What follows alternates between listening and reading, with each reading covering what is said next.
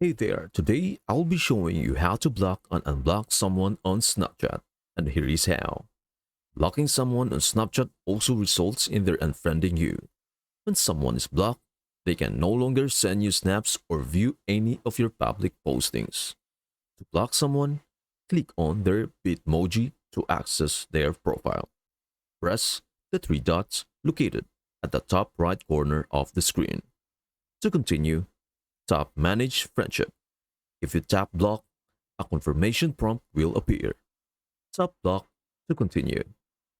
Go to your profile and tap the Bitmoji to unblock someone. To access your settings, tap the gear icon. When you scroll to the bottom of the page and click on Block, a list of the people you have blocked will appear.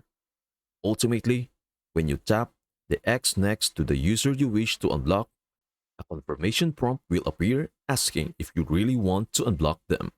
I hope this helps. Thank you for watching, and we will see you in the next video.